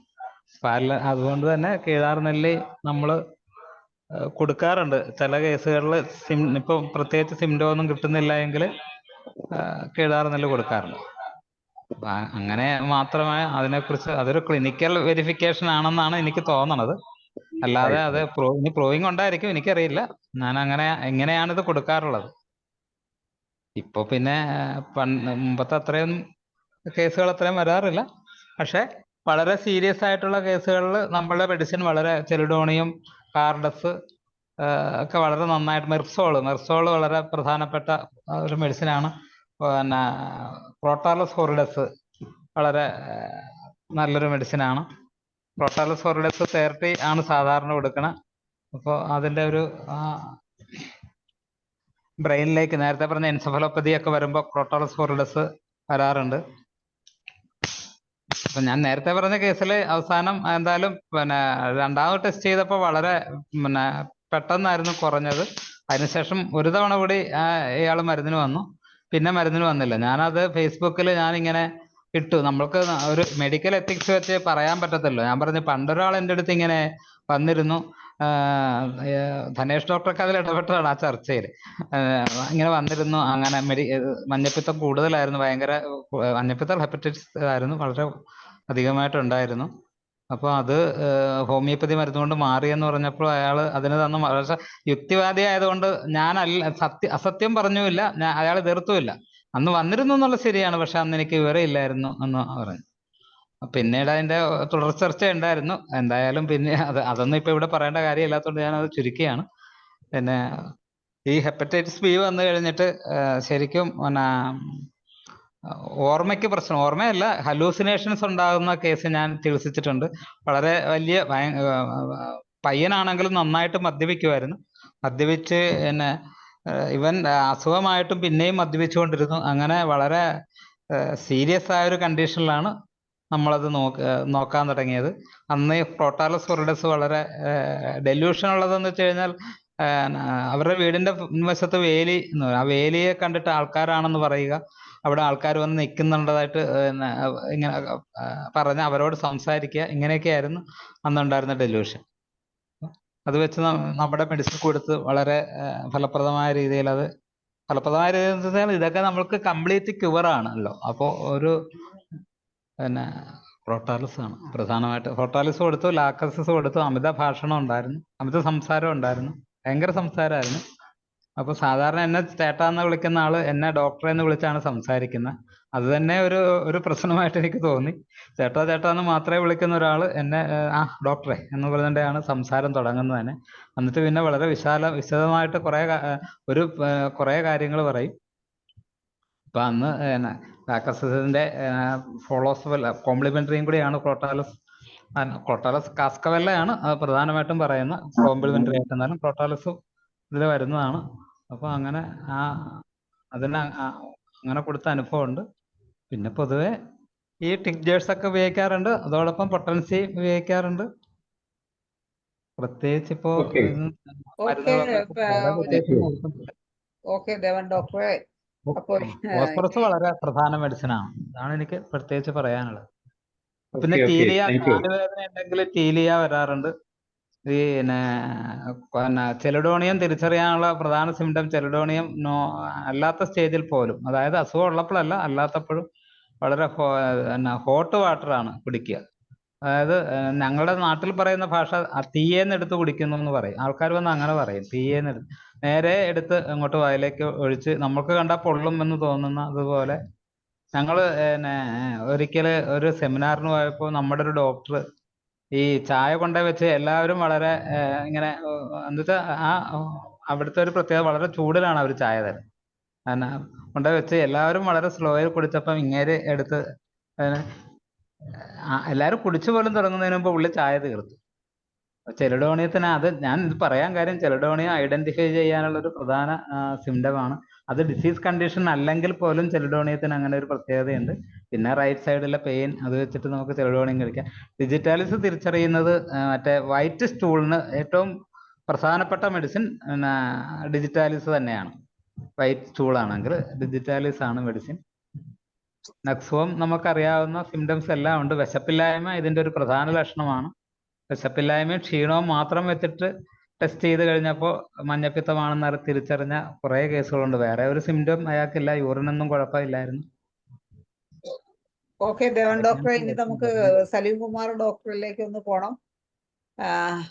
ഡോക്ടറെ സലീം കുമാർ ഡോക്ടറെ പറഞ്ഞോളൂ. എനിക്ക് എ.കെ. ഡോക്ടറുടെ ചോദ്യത്തിന് ഉത്തരം പറയാനാണ്. ഇത് സെന്റ് ജോർജും സിമിലിയൊക്കെ ഈ ഫിലാന്തസിലൊക്കെ കുറച്ചു കാലമായി. അപ്പൊ അവരുടെ ഏതൊരു മാഗസിനിൽ നിന്ന് കിട്ടിയ ഒരു ചെറിയൊരു അറിവാണ് എനിക്കുള്ളത്. അതില് ഒന്ന് ഇത് സ്റ്റോൺ ബ്രേക്കറും കൂടി ആയിട്ട് ഉപയോഗിക്കാന്ന് പറയുന്നത്. പ്രത്യേകിച്ച് യൂറിനറി ട്രാക്ട് ഇൻഫെക്ഷനിൽ, ഈ ട്രാക്ട് ഇൻഫെക്ഷനിലെ യൂറിനറി ട്രാക്റ്റിൽ വരുന്ന സ്റ്റോണിന് ബ്രേക്ക് ചെയ്യാൻ നല്ലതാണ്. പലപ്പോഴും ഈ സ്റ്റോൺ,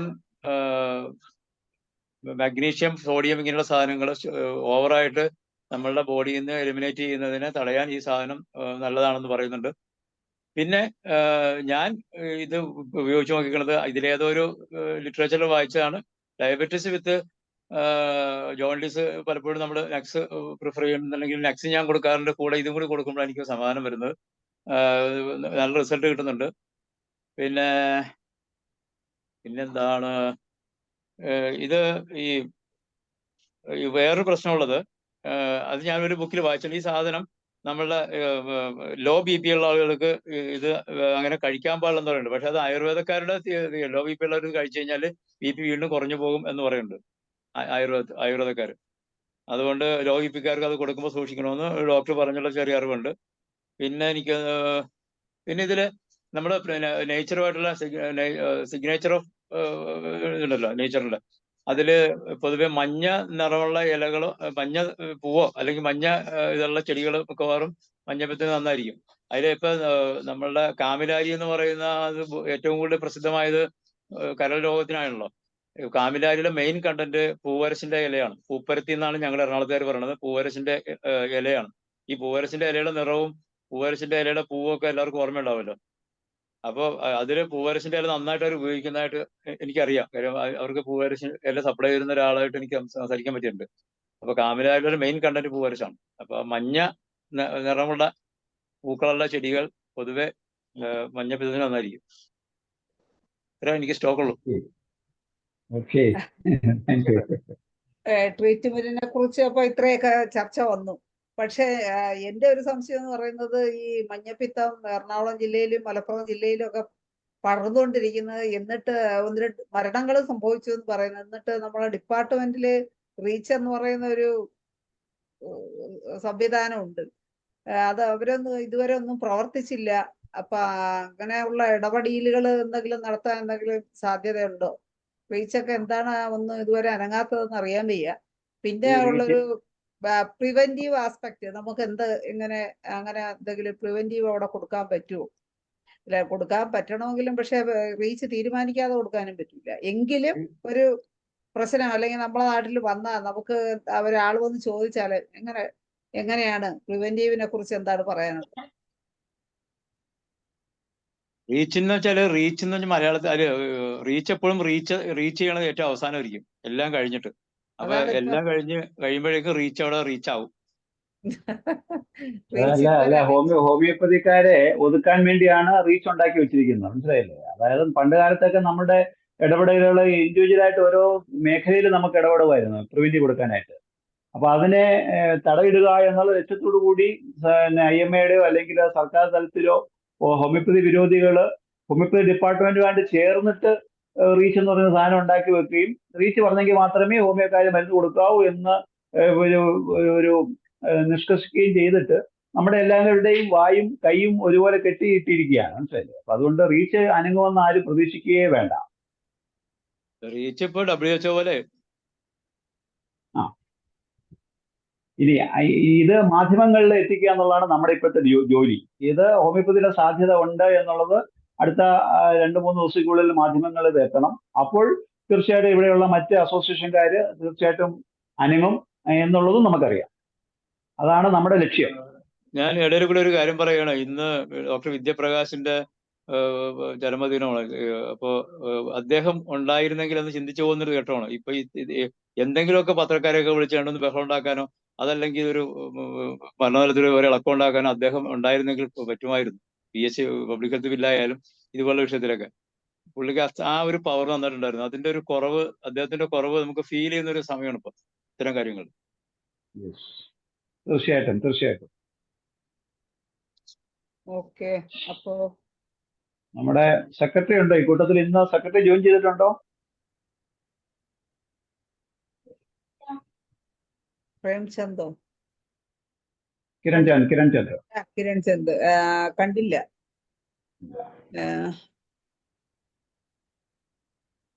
ഈ അവിടുത്തെ കേസ്, അവിടുത്തെ സിംറ്റംസ് ഒക്കെ കറക്റ്റ് ആയിട്ട് കിട്ടിയിട്ടുണ്ടോ ഈ എറണാകുളത്ത്?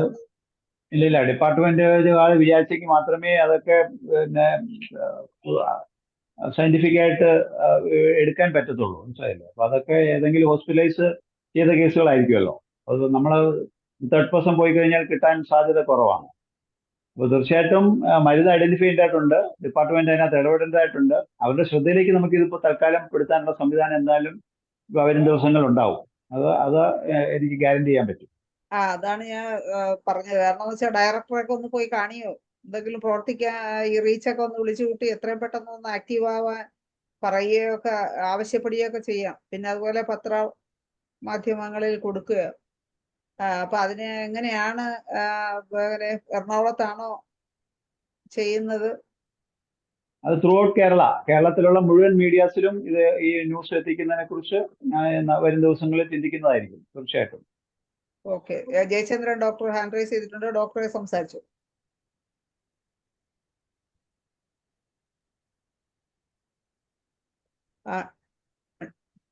അൺമ്യൂട്ട് ചെയ്തേ ഡോക്ടറെ, ഒന്നുകൂടെ അൺമ്യൂട്ട് ചെയ്ത്. ശരി, ഓക്കെ, കേൾക്കാം. ഞാനിപ്പോ ഈ സമയത്ത് ഓർമ്മിച്ച ഒരു കാര്യം, എൻ്റെ അയൽപക്കത്തുള്ള ഒരു എഞ്ചിനീയർ പയ്യൻ, അവൻ ബാംഗ്ലൂർ വർക്ക് ചെയ്യുകയായിരുന്നു.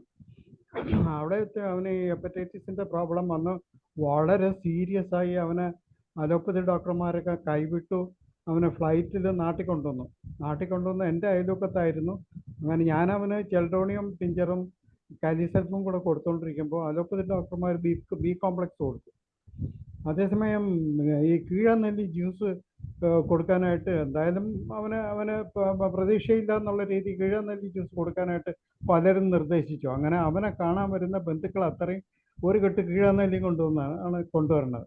കീഴാനെല്ലി ജ്യൂസ് തന്നെ അവന് ദിവസം 2 നേരം കൊടുക്കുകയും ഞാൻ കൊടുത്ത് ചെൽഡോണിയും കാൽസ്യം കൂടെ കൊടുക്കുകയും അലോപ്പതിക്കാർ ബി കോംപ്ലക്സ് ഗുളികയും കൊടുത്തു.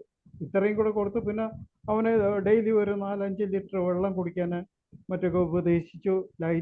ലൈറ്റ് ഫുഡൊക്കെ കൊടുത്തു. എന്തായാലും അയാൾ ഒരു മാസം കൊണ്ട് അയാൾ രക്ഷപ്പെട്ടു. വീണ്ടും തിരിച്ചയാൾ ബാംഗ്ലൂർ ജോലിക്ക് പോവുകയും ചെയ്തു. ഇതെൻ്റെ അയൽവക്കത്ത് ഞാൻ കണ്ട ഒരു അനുഭവമാണ്.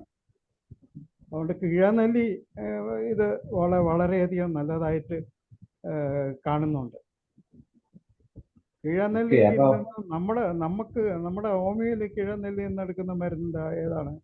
ചെൽഡോണിയ. Phyllanthus niruri. Okay thank you. Okay Jayachandra doctor, ഇനി ദേവൻ ഡോക്ടർ വീണ്ടും ഹാൻഡ് റൈസ് ചെയ്തിട്ടുണ്ടല്ലോ, എന്തെങ്കിലും പറയാൻ ഉദ്ദേശിക്കുന്നുണ്ടോ ഡോക്ടറെ? മറ്റാരും പറയാനില്ലെങ്കിൽ മറ്റാരും കൂടെ ഉണ്ടെങ്കിൽ പറഞ്ഞോട്ടെ. ഒരു 5 മിനിറ്റ് കൂടെ ഉണ്ട്. അല്ല, ഞാൻ ഉദ്ദേശിച്ച ഇപ്പൊ ഇവിടെ പക്ഷിപ്പനി താറാവുകളെ ഇവിടെ നമ്മുടെ അവിടെ അല്ല, കുട്ടനാട്ടില്. ഞാൻ ആലപ്പുഴ ജില്ലയിലാണെങ്കിൽ ചേർത്തലയിലാണ്. കുട്ടനാട്ടില് ഇപ്പൊ 10,000-കണക്കിന് താറാവിനെ കൊല്ലുന്ന ഒരു അവസ്ഥയുണ്ട്. പണ്ട് ഇത്തരം സന്ദർഭങ്ങളിൽ ഹോമിയോപ്പതിക്കാർ ഇടപെടുകയും ഇതില് അതിന് മരുന്ന് കൊടുക്കുകയും ചെയ്യാറുണ്ട്. പക്ഷെ ഇപ്പോ ഈ 10,000-ങ്ങളെ കൊന്നിട്ടും ആരും ഇടപെടുന്നതായിട്ട് കാണുന്നില്ല. ബില്ലുമായിട്ട് പൊതുജനാരോഗ്യ ബില്ലിന്റെ കോട്ടയം സിറ്റിങ്ങിൽ എന്റെ തൊട്ടടുത്തിരുന്ന ഒരാൾ അന്ന്, അയാൾ കർഷകനാണ്, അയാൾ ഇതൊന്നുമല്ല, അയാൾ എഴുന്നേറ്റിട്ട് ഈ ബില്ലിനെ എതിർത്തുകൊണ്ട് സംസാരിച്ചത് ഇതുപോലെ പക്ഷിപ്പനി വർഷങ്ങൾക്ക് മുമ്പ് വന്നപ്പോൾ അയാൾ ഹോമിയോപ്പതി മരുന്ന് കൊടുത്ത് ഒരു എണ്ണത്തിനെ പോലും കൊല്ലേണ്ടി വന്നില്ല. അന്ന് ഈ നിർബന്ധിതമായിട്ട് കൊല്ലുന്ന സംവിധാനം ഇല്ല, കൊല്ലണമെന്നുള്ള നിർദ്ദേശം കൊടുത്തത് മാത്രമേ ഉള്ളൂ. ഇയാളുടെ ഒരെണ്ണത്തിനെ പോലും കൊല്ലേണ്ടി വന്നില്ല എന്ന് ഹോമിയോപ്പതി മരുന്ന് കൊണ്ട് അതിനെയൊക്കെ രക്ഷപ്പെടുത്താൻ പറ്റിയെന്നും ഇന്നും ആ മേഖലയിൽ നിൽക്കുകയാണെന്നും അയാൾ പിന്നെ അന്ന് ഇവിടെ നമ്മുടെ ഇവിടുന്ന് കുറെ ഡോക്ടർമാരുണ്ടായിരുന്നു. അപ്പൊ അദ്ദേഹം എഴുന്നേറ്റ് നിന്നിട്ട് ഇങ്ങനെ പറഞ്ഞു. ഞാൻ പറഞ്ഞത് ഇപ്പം ഈ മഞ്ഞപ്പിത്തത്തിന്റെ പോലെ ഈ പക്ഷിപ്പനിയുടെ കാര്യത്തിലും റീച്ചോ അല്ലെങ്കിൽ നമ്മുടെ കുട്ടനാടൻ മേഖലയിലുള്ള, കുട്ടനാടെന്നല്ല നമ്മുടെ ഗവൺമെന്റ് സെക്ടറിൽ നിന്നോ എന്തെങ്കിലും ഒന്ന് ഇടപെടാതെ നമ്മൾക്കൊന്നും പറയാൻ പറ്റത്തുള്ളൂ. ഇവിടെയൊന്നും ഞങ്ങളുടെ ഈ മേഖലയിൽ ഒരൊറ്റ താറാവ് ഫാമും ഇല്ല, താറാവ് കൃഷിയില്ല. അതുകൊണ്ട് നമുക്ക് അതിനെപ്പറ്റി ഒന്നും അറിയില്ല. എന്നാലും അതൊരു വലിയൊരു പ്രശ്നമാണ്. ഈ കൂട്ടത്തിൽ ഇതിപ്പം റീച്ചിന്റെ കാര്യം പറഞ്ഞുകൊണ്ട് പറഞ്ഞതാണ്. അതുപോലെ എനിക്ക് അദ്ദേഹത്തോട് എനിക്ക് സലികുമാറിനോട് ചോദിക്കാനുള്ളത്, എല്ലാ ഇലയും പഴുത്ത് കഴിയുമ്പോൾ മഞ്ഞ നിറാവുമല്ലോ, ഒരുമാതിരിപ്പെട്ട എന്ന് വെച്ച് കഴിഞ്ഞാൽ മാവിന്റെ ഇലയൊക്കെ നല്ല മഞ്ഞ നിറാവും.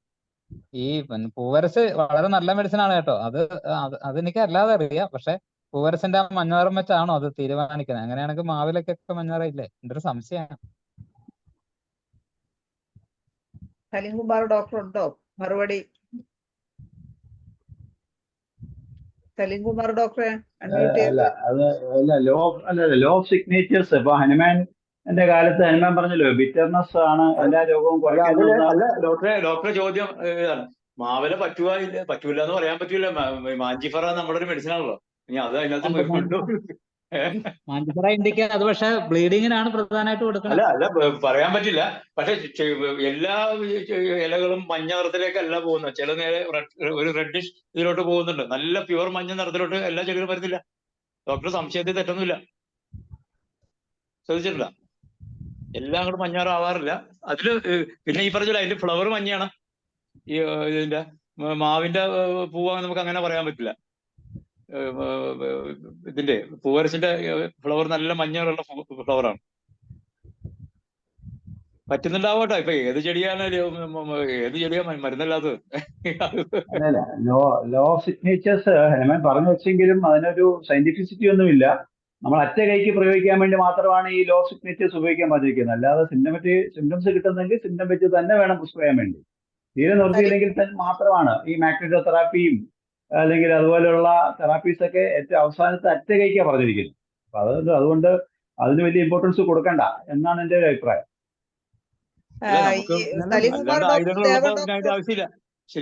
സലീംകുമാർ ഡോക്ടറും ദേവൻ ഡോക്ടറും ഒന്നും പത്രപ്രസ്താവനയെ കുറിച്ചൊന്നും പറഞ്ഞില്ലല്ലോ. ഇതൊക്കെ ഈ പറഞ്ഞ കുറെ കഴിഞ്ഞോണ്ടേ ഇതൊന്നും നമ്മൾ പത്രത്തിൽ കൊണ്ടിടും, പത്രക്കാരായി ചുറ്റുകൂടി വലിച്ചെറിയും. അതാണ് ഇതിന്റെ ഒരു വിഷയം. അല്ലെ പിന്നെ നമ്മൾ ഓർഗനൈസ്ഡ് ആയിട്ട് നീങ്ങണം.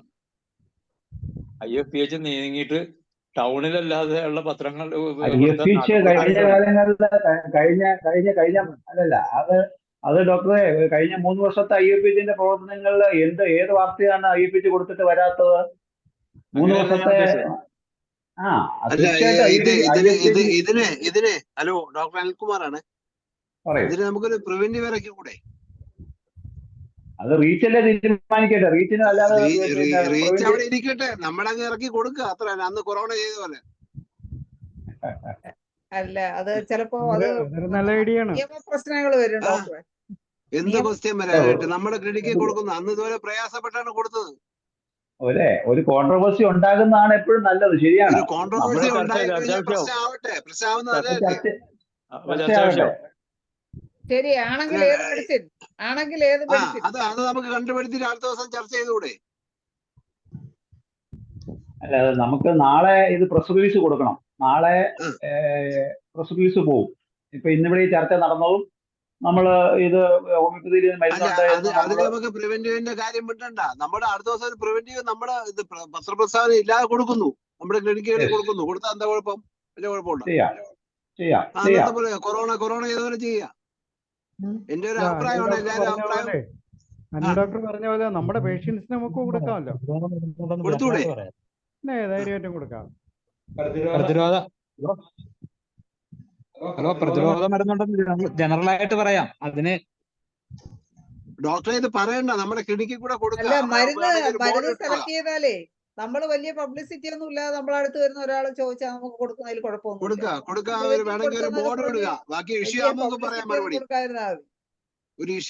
മറുപടി പറയാം.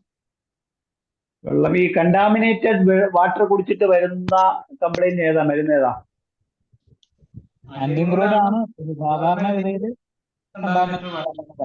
പക്ഷെ അത് ഇവിടെ ടണ്ണൊക്കെ ആണെങ്കിൽ ഇവിടെ അത് എത്രമാത്രം ഫലപ്രദമാണെന്ന് എനിക്കറിയില്ല. കണ്ടാമിനേറ്റഡ് എന്നുള്ള രീതിക്ക് എടുക്കുമ്പോൾ ആന്റിംഗ്രോഡാണ് നമ്മുടെ മെറ്റീരിയൽ എടുക്കാൻ വെച്ചാണ് ഞാനീ പറയുന്നത്.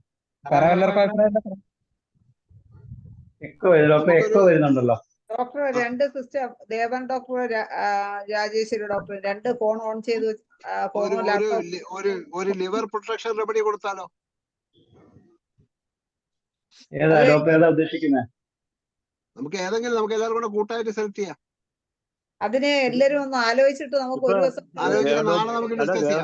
ആന്റിക്രോഡിന് പോസിബിലിറ്റി കൂടും. ഒന്ന് ചൂടും കൂടി കൂടുതലല്ലേ ഇപ്പൊ. അപ്പൊ ആന്റിക്രോഡിന് പോസിബിലിറ്റി കൂടും. ചൂട് ഇന്ന് മുതൽ കുറഞ്ഞു തുടങ്ങി. അതെ, അപ്പൊ മഞ്ഞപ്പിത്തം കുറയും. അല്ല, അതിനുമ്പ് നമ്മള് കൊടുത്തു കഴിഞ്ഞാലേ അതെ നമ്മള് അരങ്ങത്ത് ചാൻസ് ഉപയോഗിക്കണം. വടി എറിയാനുള്ള ആയുധം ഉപയോഗിക്കണം. അപ്പൊ കോൺട്രവേഴ്സി ആവട്ടെ. അതെ. അനിൽ ഡോക്ടറെ, നമുക്ക് പ്രിവെന്റീവിനെ കുറിച്ച് എല്ലാരും ഒന്ന് ആലോചിച്ച് വെക്കാം. നമുക്ക് ഒരു ദിവസം കൂടെ ഒരു ചർച്ച നാളെ തന്നെ വെക്കാം. അപ്പോഴേക്കും യഹിയ ഡോക്ടർ ഇതിന്റെ പ്രസ് റിലീസ് ഒക്കെ കൊടുക്കട്ടെ. ഓക്കെ, ഫലപ്രദമായ മരുന്നുണ്ടെന്ന് പറയാം. മരുന്നിന്റെ പേര് പറയായിരുന്നാ മതി. പേര് പറയായിരുന്നാ മതി. ഫലപ്രദമായ ചികിത്സയ്ക്കും ഫലപ്രദമായ മരുന്നുകൾ ഹോമിയോപ്പതിയിൽ അല്ല, റീച്ച് ഇടപെടണമെന്നും നമുക്ക് ആവശ്യപ്പെടാമല്ലോ. റീച്ച് അടിയന്തരമായി ഇടപെടണമെന്നും ആവശ്യപ്പെടാം. നമ്മൾ കാര്യം ചെയ്യുക. പത്രം എങ്ങനെ പ്രസ്സിൽ കൂടെ നമ്മൾ ആവശ്യപ്പെടുക. അല്ലാതെ നമുക്ക് IFPHന്റെ പ്രതിനിധികൾ ആരെങ്കിലും പോയി ഡയറക്ടറെയൊക്കെ കണ്ടും ആവശ്യപ്പെടാം. അതെല്ലാം ചെയ്തോട്ടെ, നമ്മള് മരുന്ന് കൊടുക്കുക, അത്ര തന്നെ. അത് തന്നെ. അപ്പൊ അതുവരെ മരുന്ന് കൊടുക്കുക. എന്തായാലും നമ്മളെ ഇന്നത്തെ സെഷൻ വൈൻഡപ്പ് ചെയ്യാനുള്ള സമയമായി. നമ്മുടെ യഹിയ ഡോക്ടർക്ക് നന്ദി പറയുന്നതിന് വേണ്ടി ഞാൻ അനിൽകുമാർ ഡോക്ടറെ ക്ഷണിക്കുക. വളരെ നല്ലൊരു സെഷൻ ആയിരുന്നു. എന്തായാലും ഒരു ഇഷ്യൂ വരുമ്പോഴാണ് നമുക്ക് യഹിയ ഡോക്ടറുടെ ആവശ്യം. നാളെ തന്നെ പ്രസ് റിലീസ് പോയി കഴിഞ്ഞിട്ട് ഇതെല്ലാവരും അറിഞ്ഞിട്ട് നമുക്ക് നാളെ തന്നെ നമുക്ക് പ്രിവെന്റീവ് സംസാരിക്കണം. മറ്റന്നാൾ മുതൽ നമ്മളെല്ലാവരും കൊടുക്കുന്നു, അത്ര തന്നെ. Okay, thank you very much. Good night. Okay, അങ്ങനെ 1353 മലയാളം സെഷൻ ഇവിടെ വൈൻഡപ്പ് ചെയ്യാനുള്ള സമയമായി. എല്ലാവർക്കും ഒരിക്കൽ കൂടി നന്ദി പറഞ്ഞുകൊണ്ടും ശുഭരാത്രി നേർന്നുകൊണ്ടും ഇന്നത്തെ സെഷൻ വൈൻഡപ്പ് ചെയ്യുന്നു. നന്ദി, നമസ്കാരം.